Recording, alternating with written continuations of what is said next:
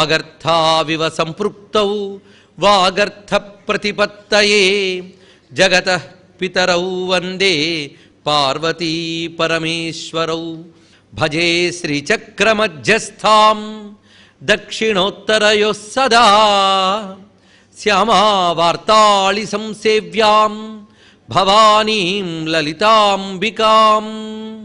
మహేశ్వరి నామం నుంచి పరాపరా నామం వరకు ఉన్నదంతా మంగళచండీ ఉపాసన మర్మములున్నాయని ఆ మంత్రశాస్త్ర ఉపాసకులు చెప్పినటువంటి విషయం అది. మహేశ్వరి, మహాకాళి, మహాగ్రాస, మహాశన, అపర్ణ. ఇక్కడ మహాకాళీదేవి ఉజ్జయిని పీఠాధీశ్వరి అయినటువంటి ఆ తల్లిని, తర్వాత అపర్ణానామం యొక్క వ్యాఖ్యానం నిన్న విస్తారంగా చెప్పుకోవడం జరిగింది. పర్ణములు కూడా విసర్జించి తపస్సు చేసినటువంటి తల్లి యొక్క తపస్వరూపాన్ని దీనిలో చూపిస్తున్నారు.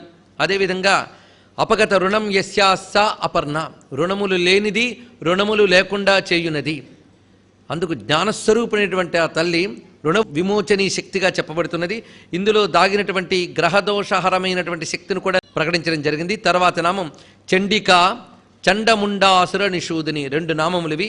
చండిక అమ్మవారికి నామాల్లో ఇదొకటి. చండికా పరదేవత అని ఉపాసన చేయడం ఉన్నది. మొత్తంగా మనం దేవీ మాహాత్మ్యంలో చెప్పబడుతున్నటువంటి తల్లిని చండీదేవి అని ప్రస్తావన చేస్తున్నాం. చండీ అన్నా, దుర్గా అన్నా, దేవి అన్నా ఒకే అమ్మవారి యొక్క స్వరూపం.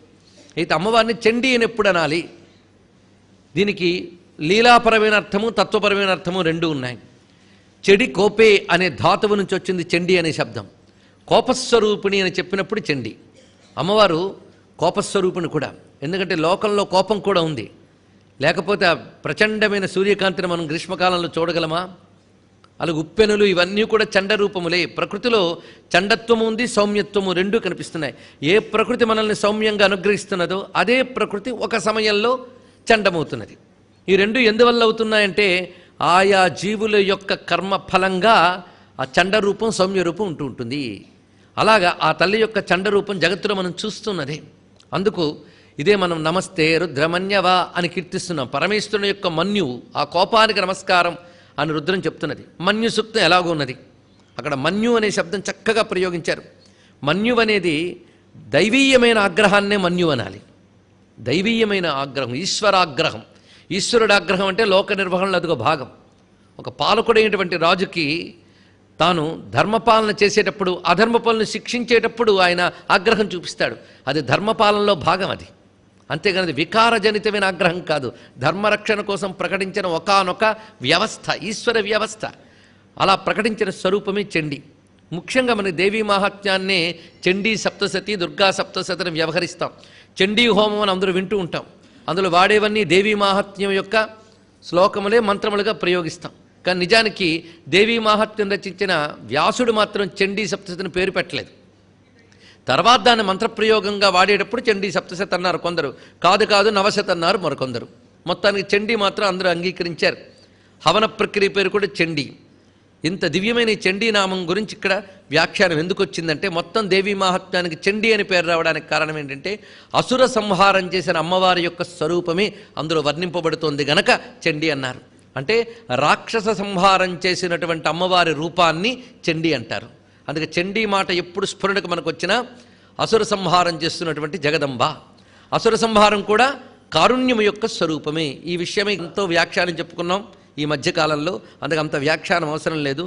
లోకరక్షణ కోసం శిక్షించి రాక్షసులను అనుగ్రహిస్తున్నది, రక్షించి దేవతలను అనుగ్రహిస్తున్నది, ఉభయులను అనుగ్రహిస్తున్నదే. ఎందుకంటే శిక్షిస్తే కానీ బాగుపడరు వాళ్ళు, అందుకు వాళ్ళని శిక్షిస్తున్నది. ఆ శిక్షారూపమైనటువంటి చండీ లోకాన్ని అనుగ్రహించేటువంటి స్వరూపమే. అందుకే చిత్తే కృప సమరనిష్ఠురతాచ దృష్ట అని సప్తశతిలో చెప్పినటువంటిది. తల్లిని హృదయం నిండా కారుణ్యమే, సమరంలో మాత్రం నిష్ఠురత్వం చూపిస్తున్నావు తల్లి. అందుకే నీ కారుణ్యమయమైన స్వరూపం యొక్క ప్రకటనమే చండీ.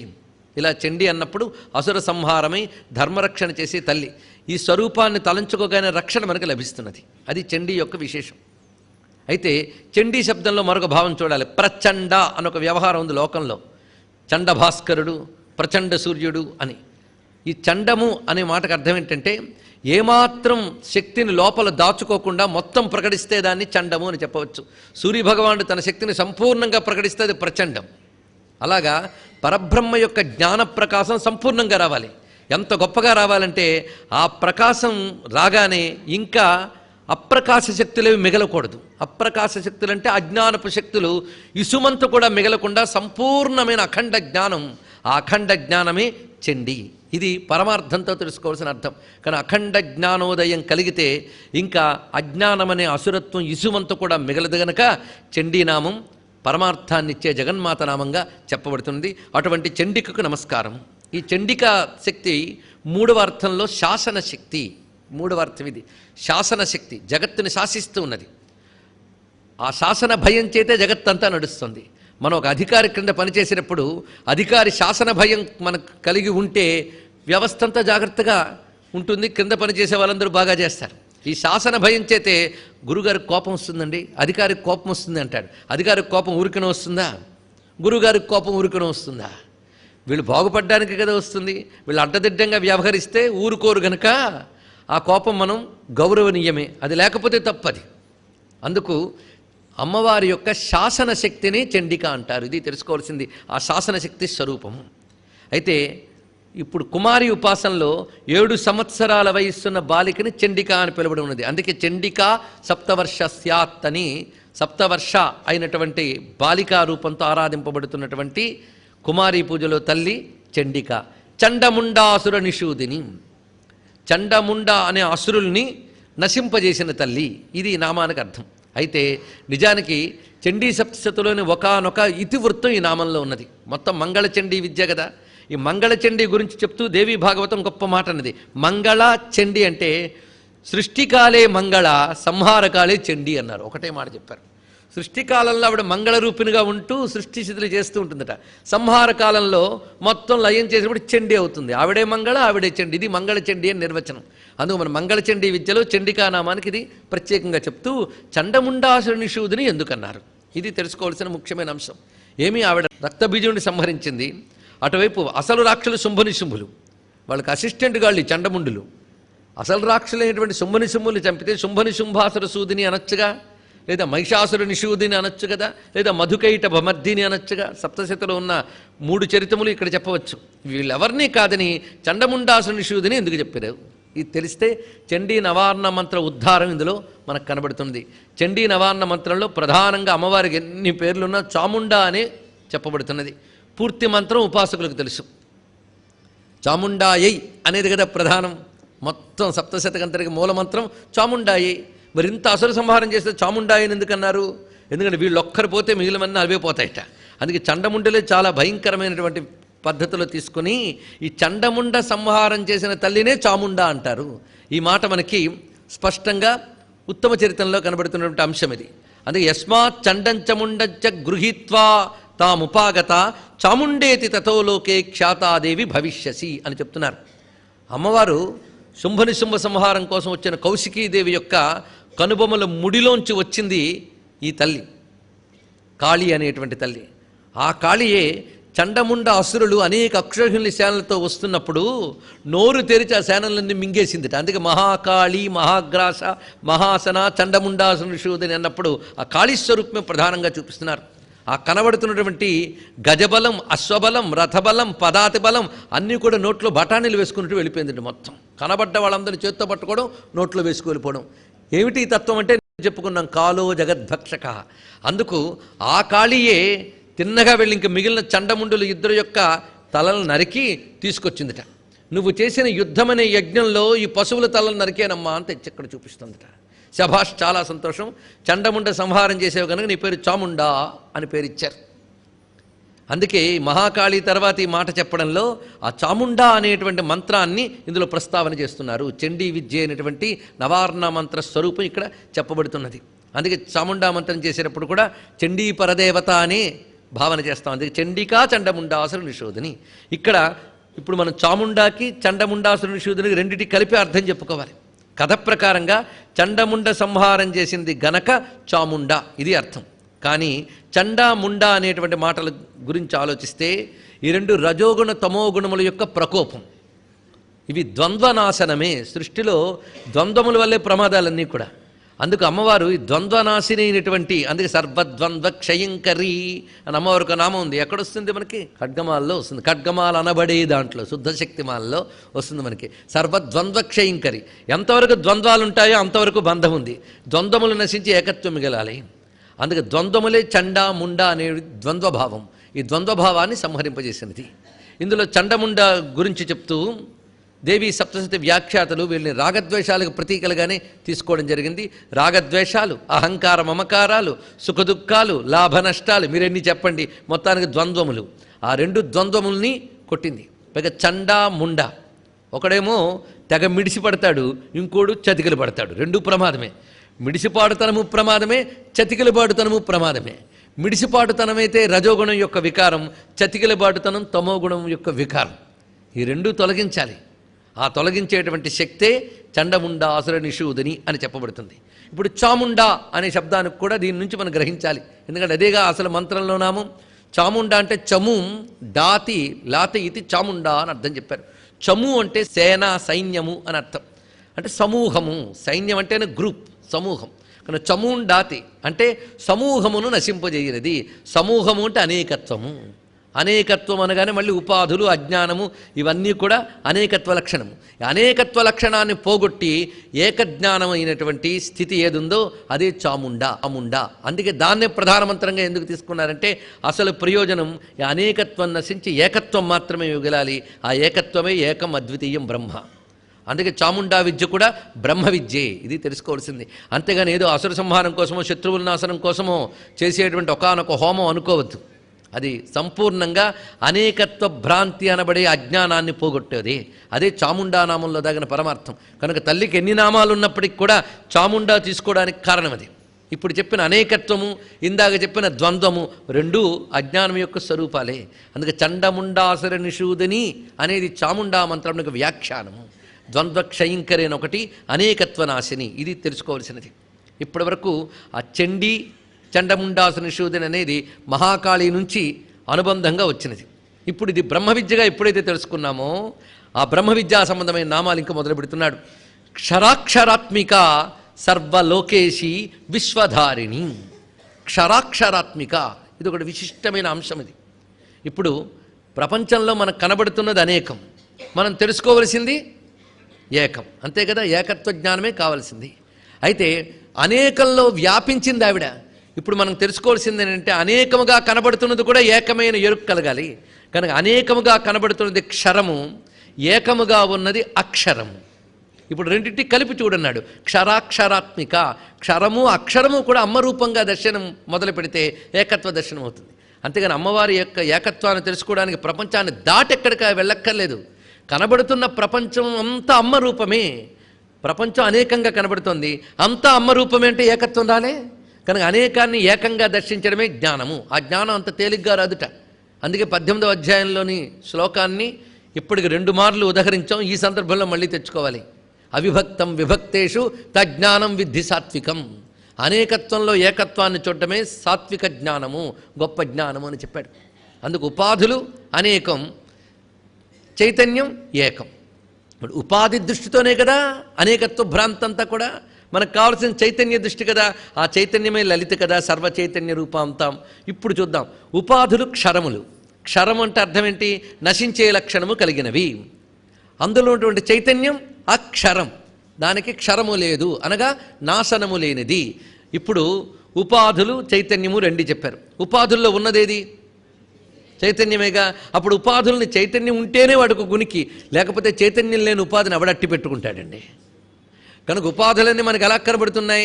ఆ చైతన్యం వల్లనే ఉపాధులు కనబడుతున్నాయి. అంటే ఉపాధులంతటా చైతన్యం ఉంది కదా, చైతన్యం లేకపోతే ఉపాధులు ఉనికే లేదు కదా. ఇప్పుడు మనం చూస్తే ఉపాధులు యందున్న చైతన్యము రెండు అమ్మవారే అని ఎరుక కలగాలి. అందుకు క్షర అక్షర ఆత్మిక అంటే కనబడే ఉపాధులు యందు ఉన్నటువంటి చైతన్యము రెండు అమ్మ రూపములుగా దర్శించడం మొదలుపెట్టాలి. ఇది తెలుసుకోవాల్సినది. ఇది ఒక భావం. క్షర అక్షర అంటే క్షరం జగత్, అక్షరం బ్రహ్మ అన్నారు ఇక్కడ. క్షరం అంటే జగత్తంతా క్షరము అంటే నాశన లక్షణం కలిగినటువంటిది. ఈ జగత్తంతా ఎవరి వల్ల నడపబడుతున్నదో అది అక్షరము. కనుక జగత్తు బ్రహ్మము రెండు కలిపి చూడాలి. అందుకే విశ్వరూప సందర్శన యోగం అనేది ఒకటి ఉంది మనకి, అది మర్చిపోవద్దు. విశ్వరూప సందర్శనం అనగానే మనందరం కూడా మిరాకిల్ అనే చూస్తున్నామే తప్ప అది ఒక యోగము, ఒక జ్ఞానం అని మనం చూడట్లేదు. అందరూ విశ్వరూప సందర్శనాన్ని ఒక మిరాకిల్, కృష్ణుడు ఒక్కసారి ఏదో చూపించాడు అనుకుంటాం, కానీ విశ్వరూప సందర్శనం మిరాకిల్ కాదు, అదొక జ్ఞాన దర్శనం. అది ఒక యోగం. అదేమిటంటే నువ్వు చూస్తున్న ఈ విశ్వమంతా నా స్వరూపమేనా ఆయన అన్నాడు. అంతే. ఇక్కడ విడివిడిగా చూస్తున్నాం. ఇప్పుడు కాలుకు కాలు, చేతులకు చేతులు విడివిడిగా చూడడం కంటే ఇంత కలిపి నా రూపం అనుకుంటే ఎంత ఏకత్వం వచ్చింది. అలాగే ఉపాధులన్నింటినీ విడిగా చూడడం కంటే ఉపాధులన్నీ కలిపి ఒకే ఈశ్వరుడని ఎరుక కలిగించడం కోసం విశ్వరూప సందర్శనం చూపించాడు. దానికంటూ దివ్య దృష్టి ఇచ్చేట. దివ్య దృష్టి అంటే జ్ఞానదృష్టి. ఆ దృష్టికి మాత్రమే దృష్టిం జ్ఞానమయీం కృత్వా ఏకత్వం అనుపశ్యతి అన్నాడు. ఇక్కడ జ్ఞానమయమైన దృష్టితో ఏకత్వం లభిస్తుంది. అప్పుడు క్షరము అక్షరము రెండు వేరు కాదయ్యా, ఆ అక్షరస్వరూపమే క్షరముల యందు ప్రసరిస్తూ ఉన్నది అని ముందు గ్రహించి పరమాత్మని వేరుగా ప్రపంచాన్ని వేరుగా చూడడం మానివేసి ప్రపంచాన్ని పరమాత్మని కలిపి ఒక్కటిగా పట్టుకోవడం మొదలవుతుంది మనకి. అది తెలుసుకోవాల్సిన ప్రధానమైన ఉద్దేశం. అందుకే క్షరాక్షరాత్మిక అంటే జగద్రూపమై బ్రహ్మరూపమై కూడా ఉన్నటువంటిది. జగద్రూపం అంటే నామరూపాత్మకం, బ్రహ్మస్వరూపం అంటే అస్థి భాతి ప్రియం. అంతే. కానీ అస్థిభాతి ప్రియం నామరూపం కలిపి పరమేశ్వర స్వరూపంగా దర్శించడం చేతనవ్వాలి. అందుకే క్షరాక్షరాత్మిక అని. ఇది మొత్తం భగవద్గీతలో చెప్పిన వాక్యమే. ఆ మాటకు వస్తే సప్తశతికి భగవద్గీతకి కూడా అనుబంధం ఉందిట. ఎందుకంటే రెండు సప్తశతి గనక. నిజానికి 540 పైచిలుకు శ్లోకాలు ఉంటాయి దేవి మహాత్మ్యంలో, కానీ 700 మంత్రాలు చేశారు దాన్ని. సరిగ్గా భగవద్గీత కూడా 700 శ్లోకాలే. ఇదైతే మనకు అనిపిస్తుంది పెద్ద యుద్ధ విద్య అని. ఇది బ్రహ్మ విద్య, అది బ్రహ్మ విద్య, రెండు తెలుసుకోవాల్సింది. అందుకే ఇక్కడ భగవద్గీత శ్లోకంలో క్షరాక్షరముల గురించి వివరణ ఉంది గనక ఆ ప్రమాణంతో చెప్పుకోవాలి. ద్వావిమౌ పురుషౌలోకే క్షరశ్చ అక్షర ఏవచ క్షరస్సర్వాణి భూతాని కూటస్థో అక్షర ఉచ్యతే ఉత్తమ పురుషస్త్వన్యః పరమాత్మేత్యుదాహృతః యో లోకత్రయమావిశ్య బిభర్తి అవ్యయ ఈశ్వరః. ఇది భగవద్గీతలో ఈ శ్లోకం విశేషం చూడండి. ద్వామిమౌ పురుషౌలోకే క్షరశ్చ అక్షర ఏవచ. క్షర అక్షర అని రెండు స్వరూపము లోకములో ఉన్నాయన్నాడు. అందులో క్షరహ సర్వాణి భూతాని. క్షరహ అంటే కనిపిస్తున్న సర్వ ప్రాణికోట్లు క్షరములే. కూటస్థ అక్షర ఏవచ. అక్షరుడు అంటే జీవుడు. ఇప్పుడు చూడండి ఎంత గొప్పగా చూపిస్తున్నాడు. కనుక కనిపిస్తున్న శరీరాలన్నీ కూడా క్షరములు, ఒప్పుకుని తీరాలి. ఇది అనుభవమే. ఇందులో ఉన్న జీవుడు అక్షరుడు. అవునా లేదా? బాల్యంలో ఓలా ఉన్నాడు, యవ్వనంలో ఇంకోలా ఉన్నాడు, వృద్ధాప్యంలో ఇంకోలా ఉంటాడు. ఇవన్నీ క్షరములు. కానీ అప్పటి నుంచి ఎప్పటి వరకు నా బాల్యం, నేను చిన్నప్పుడు, నేను పెద్ద అయ్యాక, నేను ముసలాన్ని అయ్యాక అని అంటున్నాం కదా. ఇందులో నేను మాత్రం అలాగే కొనసాగుతుంది. వాడు అక్షరుడు, వాడెవడు జీవుడు. కనుకనే క్షర అక్షర ఈ రెండూ చూపిస్తున్నాడు ఇక్కడ. ఉత్తమ పురుషస్త్వన్య. ఈ క్షరాక్షరములకు అతీతముగా మరొకడున్నట్ట, వాడు ఉత్తముట్ట. ఉత్తమ, ఉత్తముడని మంచివాడని మాత్రమే అర్థం కాదు. ఉత్తమ అంటే వీటికంటే ఉత్కృష్టమైన వాడు. వాడెవరు? అన్యః. వాడినే పరమాత్మ ఇత్యుదాహృత. వాడిని పరమాత్మ అంటారు. ఎంత తేటగా చెప్పారండి కృష్ణ పరమాత్మ. కనుక క్షరములు అనగా ఉపాధులు, అక్షరుడనగా జీవుడు. ఈ రెండిటికి అతీతమైనటువంటి వాడే పరమాత్మ అని వివరిస్తున్నారు. అందుకే అతడు పురుషోత్తముడు అని పేరు. ఇదే పురుషోత్తమ ప్రాప్తి యోగం 15వ అధ్యాయం చాలా విస్తారంగా మనకు కనబడుతుంటుంది. ఇంత సులభంగా మనం తెలుసుకోవచ్చు. అయితే ఇప్పుడు క్షరాక్షరాత్మిక అన్నప్పుడు ఎవరు చెప్పబడుతున్నారు? ఇది కొంచెం చర్చ చేసుకోవాల్సింది. క్షర అనబడేటువంటి ఉపాధులు చెప్పబడుతున్నాయా, లేక అక్షర అనబడే జీవుడు చెప్పబడుతున్నాడా, లేక ఈ రెండు కలిపి మరొకటి చూపిస్తున్నాడే ఆ ఉత్తముడిని చూపిస్తున్నారా అంటే నిజానికి ఉత్తముడినే చూపిస్తున్నారు. ఉత్తముడు అంటే ఎవరు ఇక్కడ? పరమాత్మ. అమ్మవారు పరమాత్మ స్వరూపం. ఈ పరమాత్మయే క్షరమైన జగత్తు యందు అక్షరుడైన జీవుడు యందు కూడా చైతన్యముగా వ్యాపించి ఉన్నది. ఇది తెలుసుకోవాల్సినది. కనుక క్షరాక్షర జగమంతా కూడా ఆ పరమాత్మ స్వరూపంగా చూస్తూ వెళుతూ ఉంటే క్రమక్రమంగా క్షరాక్షరములకు అతీతమైన పరమాత్మతత్వాన్ని తెలుసుకోగలం. అందుకు క్షరాక్షరాత్మిక అంటే ఇది గొప్ప విషయం. ఇది అందుకు ఉక్తం అక్షరం అవ్యక్తం వ్యక్తం చరముదాహృతం అన్నారు. మరొకటి ఇక్కడ అవ్యక్తాన్ని అక్షరమని, వ్యక్తాన్ని క్షరమని కూడా అనవచ్చు. ఈ క్షరాక్షరాత్మికలోనే మనకి సదసక్షరం అక్షరం, సదసత్ క్షరం అక్షరం అదే భావం చూడండి. అంటే విష్ణు సహస్రం లలితా సహస్రం ఏమీ తేడా లేదు. ఎందుకంటే పరమాత్మ ఒక్కడే కనుక వాడికి ఏం తేడా లేదు. ఈ రెండు మారే. అంతే లలితా సహస్రం గొప్పదా, విష్ణు సహస్రం గొప్పదా అంటే ఆ ప్రశ్న తప్ప రెండు గొప్పవే. ఆ ప్రశ్నే తప్పు. ఎందుకంటే తత్వం ఒక్కటే, రూపం. అందుకే అక్కడ క్షరమక్షరం అన్నాడు, క్షరాక్షరాత్మిక అన్నాం. అంతే ఇక్కడ తెలుసుకోవాల్సింది. నిజానికి పరమాత్మ ఎక్కడో నేను దేనికి అంటానని కూర్చుంటే ఈ క్షరము లేదు, అక్షరము లేదు. ఆయన క్షరాక్షరముల యందు ఆయనే వ్యాపించి ప్రకాశిస్తూ ఉన్నాడు. అది తెలుసుకోవాల్సింది. అయితే జీవుడికి అక్షరుడనే పేరు పెట్టారండి. ఎందుకు చెప్పండి? ఉపాధులు పోతున్నాయి కానీ జీవుడికి అక్షరుడనే పేరు పెట్టాడు. వాడు ఏ దేహంలో దూరినా ఆ దేహంతో తాదాత్మ్యం చెందుతున్నాడు కానీ వాడు ఎప్పుడు పోలేదు. వాడు ఆఖరికి తెలుసుకోవాలి, అక్షరము కూడా ఈశ్వరుడే అని తెలుసుకోగలిగితే వాడు క్రమంగా ఈ జీవభావాన్ని వదిలి ఈశ్వర భావాన్ని పొందుతాడు. అప్పుడు వాడు ఇంకా క్షరంలోనూ పడడు, జీవుడుగాను మిగలడు, ఈశ్వరుడుగానే ఐక్యమవుతాడు. ఇది తెలుసుకోవాల్సినది. అందుకే ఈ వాక్యంలో అంత చక్కటి విచారాన్ని చూపిస్తున్నారు. మొత్తానికి లలితాశాస్త్రం మరొక్కసారి బ్రహ్మ విద్యను రుజువు చేసుకుంది. అందుకే చండీనామం చెప్పిన వెంటనే బ్రహ్మ విద్య చూపిస్తున్నాం. సర్వలోకేశి. ఇప్పుడు ఈ క్షరాక్షరాత్మకమైన జగత్తే లోకం అంటే మరొకటి లేదు కదా. అక్షరమైన ఇది లోకం. ఈ లోకానికి అంతటిగా ఆవిడ నియామకురాలు. సర్వలోకేశి. ఏ జీవుడి సంస్కారం ఏంటి, ఏ జీవుడి కర్మ ఏంటో తెలుసుకుని దానికి అనుగుణమైన ఉపాధులు కల్పన చేస్తూ ఉపాధుల్లో వాడిని తిప్పి నడుపుతోంది. ఇలా అందరి జీవులను ఆవిడే నడుపుతోంది కనుక సర్వలోక ఈశి. ఈశి అంటే ఇప్పుడు అనేక మార్లు చెప్పుకున్నాం, నియామకురాలు. ఇది ప్రధానమైన అర్థం. అందుకే సర్వలోకమునకు ఆవిడ ఈశ్వరి, విశ్వధారిణి. ఆ ఈశ్వరిగా ఉంటూ ఈ సమస్తమును పోషిస్తున్నది, భరిస్తున్నది, ధరిస్తున్నది. ధారణము అంటే పోషణమే ఇక్కడ. విశ్వం అంటే సమస్తం, ఇది అర్థం.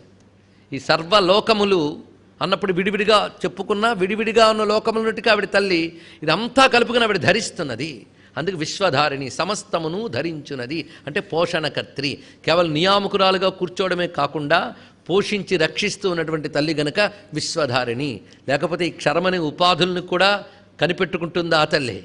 ఈ అక్షరుడు ఏ కర్మలు చేశాడో వాడికి తగ్గ ఉపాధులు కల్పన చేస్తూ వాడిని నడిపిస్తున్నది ఆ తల్లే గనక ఆ తల్లి రెండిట్లో ప్రవేశించి వీళ్ళని నడిపిస్తూ ఉన్నదని చెప్పడం క్షరాక్షరాత్మిక, సర్వలోకేశి, విశ్వధారిణి. ఇది చెప్పబడుతున్నది. అయితే విశ్వధారిణి మాటకి భూదేవి అని కూడా అర్థం ఉన్నది. భూమిర్ధేనుర్ధరణి లోకధారిణి అని వేదమంత్రాన్ని ఇక్కడ భాస్కర్ రాయల వారు ఉటంకించారు.